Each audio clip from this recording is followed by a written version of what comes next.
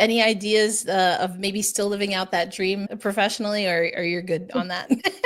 No, probably not professionally, but I think after I'm done being a player and play in a beer league or whatever, I want to do it as a goalie. This is the Women's Hockey Report presented by Locked On NHL. Your weekly look at the world of women's hockey. From the PWHL to the international stage, it's the Women's Hockey Report on the Locked On Podcast Network. Your team every day. And we are blessed once again with a fantastic guest on the Women's Hockey Report. Jessie Eldridge is in the house. Jessie, how are you doing today? Great. Thank you. Thank you for having me. Of course. We're so excited to have you. We've had a few players from the Sirens on already, and we've got one more, which is always fantastic. And, I like to start the conversation, Jessie, with just getting to know our guest a little bit more. And I call this my brown sugar question because it comes from a movie called Brown Sugar. But we'll start with this, Jessie. When did you first fall in love with ice hockey? Yeah, it didn't take long into my life. I had an older brother who played. He's 2 years older than me, and I wanted to be just like him. So both my parents played. My mom wore a ringette in Canada, so it just ran in our family, and it was something I knew that I always wanted to do. I love that. I mean, we hear that story a lot in hockey, but I've actually never asked this question, and since you're here, I'm going to ask you. Can you describe ringette to someone like me who grew up in the United States and has no idea what that actually is? It's pretty much a hockey stick, but just the shaft, so no blade. And then it's like a rubber blue ring instead of a puck. Got it. And so you still shoot in a goal, or is it kind of like throwing rings? Goal. It's different lines and different rules, but the general idea is still the same. Look at that. All right. Learn something new every day. I love that. So you come from a family that loves the ice, obviously loves ice hockey. What are some of the things that you remember as a family that were super fun and easy? And were there other things that maybe y'all had disagreements with about, and you were like, oh, we're not touching that topic when it comes to hockey? I think my dad always liked to put a rink in the backyard in the winter. So it was kind of our neighborhood rink. We'd always have the kids out.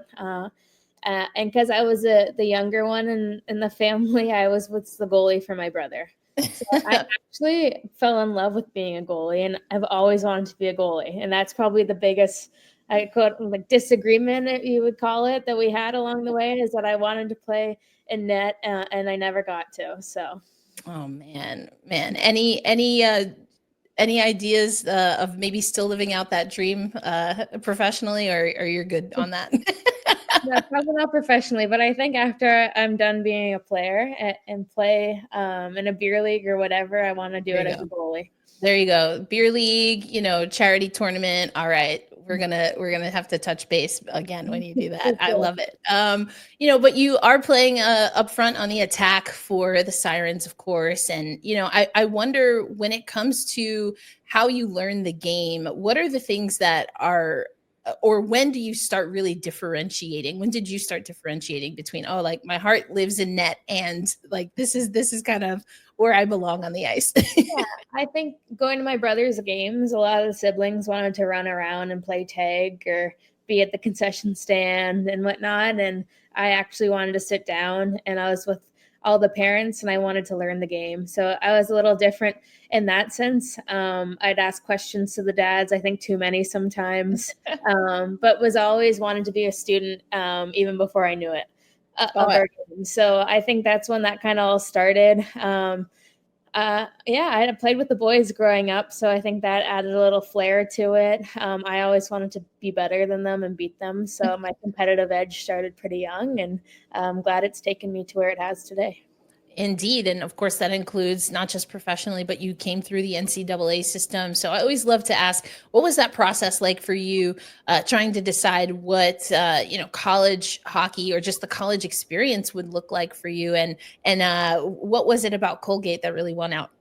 Yeah, I think our sports changed so much in such a short period of time. I actually, when I was going through that recruitment process, didn't really understand what the NCAA was, or that an opportunity existed to play in college, because I don't want to say our sport was new, but it wasn't as visible as it is now. So me and my hometown of Barrie, there really wasn't many girls, only a handful that were able to play in college. So it was all new to me. And my dad and I would take road trips to different universities, and it was not easy because we thought it was so cool every school we went to.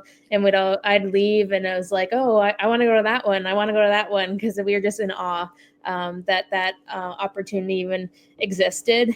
Colgate stuck out to me. I had some friends there already who were able to share more of their personal experiences, but Greg Fargo was the coach there at the time, and I really liked that. The new rink was coming, and I think it was a team that was on the ups. It was actually, when I was looking at it, hadn't been to playoffs, was close to the bottom of the standings, so I saw an opportunity within that too. And I mean, you had a fantastic career there. Also became the first ever Patty Kazmaier finalist to come from Colgate. I mean, you just kind of really helped elevate not just that program, but also the ECAC. I feel like, there's so much talked about when it comes to, WCHA, and for good reason when it comes to women's college hockey. You just, kind of look at the titles. And I mean, the East Coast, we got some teams, we definitely got some skaters that have come through ECAC, Hockey East and things of that nature. What are some of the battles that you remember in the ECAC? And, who are some of the players that you hated going up against? Yeah, it's kind of funny. Our Sirens team this year is filled with ECAC players, but when we were in Minnesota this year, we practiced in Ritter Arena, and it's where Jaguar scored her overtime winning goal in the national championship against us. So, that was a little bittersweet. I'm more bitter memory of her, but no, definitely glad to have her on my own team instead of playing against now. Yeah, for sure. That's something that I think is so wild, right? You have all of these very real memories that don't always go your way, and then you have to find a way to be teammates with folks. For sure. Yeah, that's all part of it now. Yeah. I mean, you mentioned Minnesota and Ritter. I want to just take you back to, thinking about how you've seen the Frozen Four grow and just continue to see how college hockey, is very different from even what you just described. I mean, you're playing again with so many players that have really made a mark, yourself included, for their respective teams. How have you seen the NCAA programs grow since your time? For sure. I think with having visibility with our league, people kind of are like, what's next, or what comes before this? And right now, I don't want to say a feeder system, but we're getting a lot of the girls from is NCAA. So it's easy to turn your heads and say, who are our top prospects? Or, we have different media outlets showcasing players that might be the next ones coming into our league. So that helps definitely following along. Yeah, it's changed quite a bit too. I remember my first games at Colgate, especially, we had just maybe like 4 parents in the stands. So our sport in general has grown so much in that way. Yeah, and you've certainly been a part of a wave that's been able to not just be at the forefront of that, but of course also yield the benefits from that. But I wanted to talk, as we transition into your pro career, you talked about recruitment and what that looked like going into Colgate, but I want to talk about what that looked like, coming out from the other side of NCAA. I say all the time, I think those of us who've been around women's hockey long enough, we know that it's been up and down. There's been gains, and there's been times where it feels like the game has been asked to take a few, and the players especially have been asked to take a few steps back. But here you still are playing pro hockey. But what was that like, at the time that you were getting ready to leave Colgate and then eventually go into what was at the time the PWHPA? Yeah, I think graduating from Colgate, I had no idea what was coming next. I had just gotten my first invitation to the senior national team as well. So I had the landscape of things. The PWHL had just folded. There were a lot of unknowns. And at the end of my first camp, I was rooming with Jill Saunier and Laura Stacy, and who were both living in Montreal. And they kind of said, why don't you come to Montreal? We have a good group. And by the end of the week, I was packing my car and off to Montreal I went. So I think, honestly, the opportunity to train with those two and Marie-Philippe Poulin and Renee Debian for the 3 years, we didn't really have a full-on league, kind of saved me within that. Being surrounded by such pros of our game, being able to build on the hockey side of things. But there were some tough times, even with our showcase tournaments. We'd get up and go to the rink at 9:30 in the morning, and no one would show up. And that was even a year before our league fully existed. So I think we were hoping that our league would take off the way it has, but during those mornings, we were kind of unsure it wouldn't take that long. Wow. I mean, so much in what you just said there. You're truly being in the trenches there, just figuring out a way to make this happen. And I commend you and the rest of the players that have been able to do that. And I want to kind of geek out a little bit here. I love just like the process and like player development and things of that nature. During that time, you kind of, ride up to Montreal, as you said, you're playing with some amazing players that you then are alongside in for the Hockey Canada senior women's team. What were some of the things that you think elevated your game the most? What experiences did you have that really allowed you to anchor what we see now on the ice? Yeah, I think just surrounding myself from people who are in the top of our sport. And they are, because we have such a competitive edge that we just can't turn it off. So even when you go to the rink, we're even mid-COVID in Canada, when you can only be 3 people per half of the ice or whatnot. Every time you're on the ice surrounded by that group of players, you were dialed in and getting better. And then as soon as that ended or the work was over, we were able to make things as light as possible and keep life fun, which I think was probably the most important. And just, it was a grind, like I said, and funny looking back at it. But it's definitely, for me, the reason why I love the sport and why I play is because of the people that surround me and the relationships along the way with that. So being able to build off that with even on kind of the darker days of where our sport was at definitely saved me. Yeah, indeed. And I asked that also because, I mean, if you look at the different stops that you've had up to now with the Sirens, I think people recognize your offensive game for sure, Jessie. I mean, it definitely stands out in what you've been able to do throughout your hockey career. How would you, though, describe your game, or what do you hope it is that people see about your game when they come and watch you play? Yeah, I try to be a power forward, as tenacious as possible, heavy on the forecheck type player, and then try to get to the dirty areas around the net as much as I can. I think when you do that, you kind of can finish and bury other players' chances too. So they make me look better in some of those cases. But just trying to, and also try to grow my defensive game as much as possible too. Because I've always wanted to be a goalie. I feel like that's something I've always had in mind. But I feel like when people look at me, it's more power forward offensively. Yeah, for sure. I also don't want to overlook the fact that you talked a little bit about, or gave perhaps what young people should listen to when you crash the net or you're around the net. You can pick up scraps every once in a while. Like, there you go. Make everyone do the work for you, and then you just finish it. I love that. And I mean, I just love players like that. I think it's so important, right? It's that old saying, they don't ask how, they just ask how many, right? There you go. You just want to get those goals for your team to win. And so now you've been playing in New York. I mean, this is just it's such a media market and, an important area in sports overall. And I think we're still figuring out what that looks like for women's sports, but for women's hockey overall. So tell us, especially I'm a native New Yorker, so you can tell me the truth. You don't have to sugarcoat it for me, but tell me the truth. What's it been like to be in the New York tri-state area? For sure. I think last year we had some growing pains as a new league, especially this area. We were in 3 different rinks, so I think running around a little bit. But I think you have to start somewhere too. You don't know until you try type things. So really happy with where we are this year. I've loved New York, every part of it. I think there's a great market here for women's sport. I think you see that with the Liberty and the Gotham. And we hope to be another women's team to bring a championship to this city, and sooner than later. Heck yeah, let's go.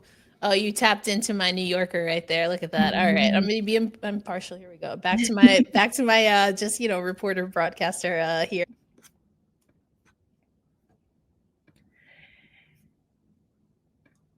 Today's episode of the Women's Hockey Report brought to you by Amazon Fire TV.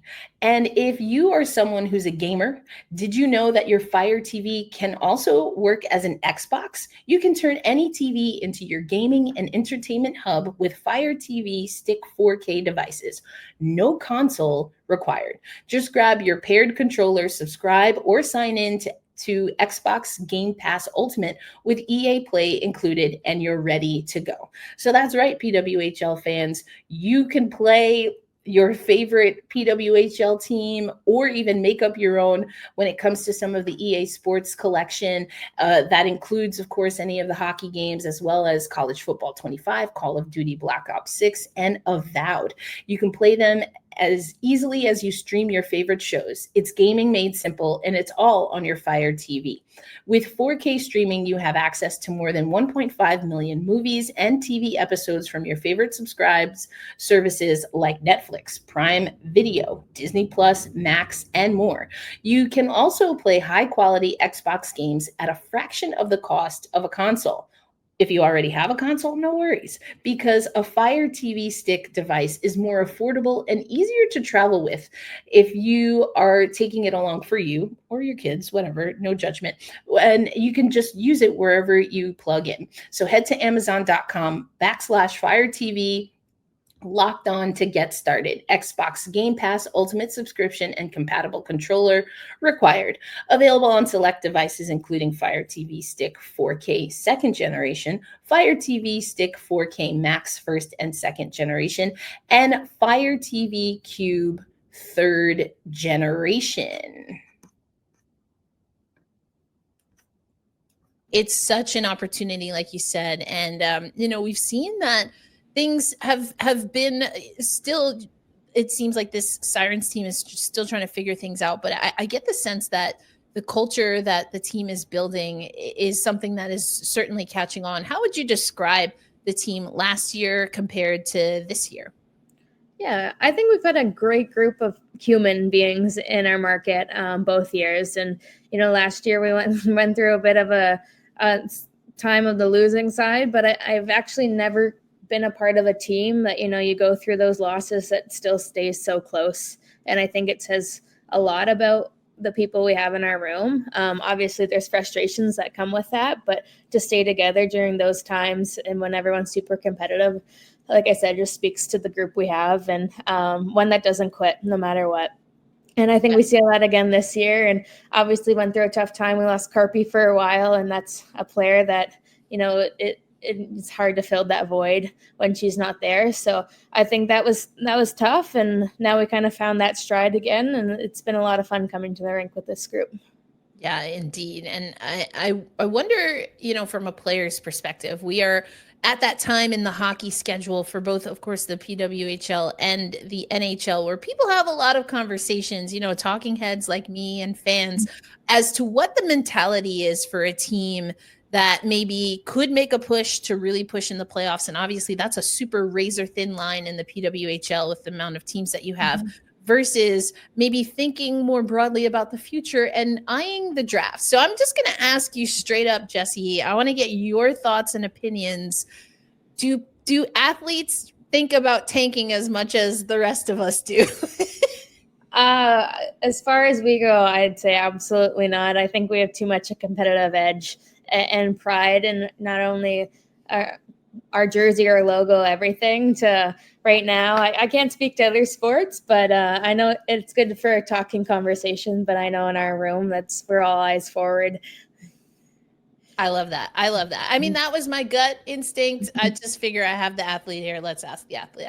Because what I say is, like, I've been an athlete way, way long ago, but even when I play beer league, it's just like you get into a zone, and I don't think people realize how it is difficult, but also there's like a cooling off period when you are like effectively being a warrior on the ice to then come out of that. So I just always find it interesting that there's so many people willing to speak on behalf of athletes about them bombing games. I was yeah, for sure. I think it's also tough within our sport. We only have a certain amount of spots available too. So when you look outside of playoff opportunity and whatnot, people are fighting for contracts and spots on teams and their careers at the end of the day. So it's not really a spot to play around with as much, where it's like, okay, maybe a team gets to the point where they're eliminated from playoffs, but what can you do for the person beside you in the room to make sure that they have the opportunity to continue in this league?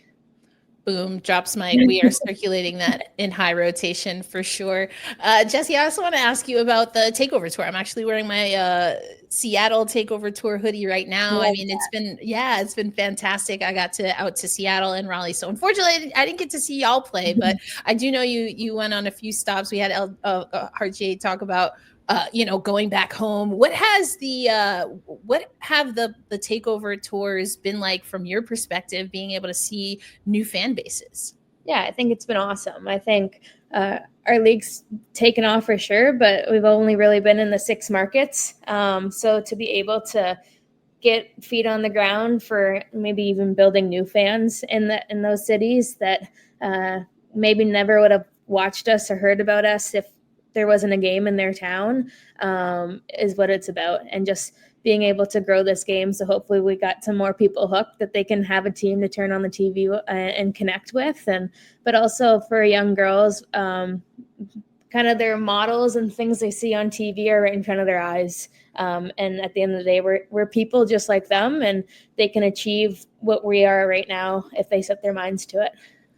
And we know that the higher ups in the PWHL have a lot of different metrics that they're looking at when it comes to potential expansion. We've been talking about that a lot on the show.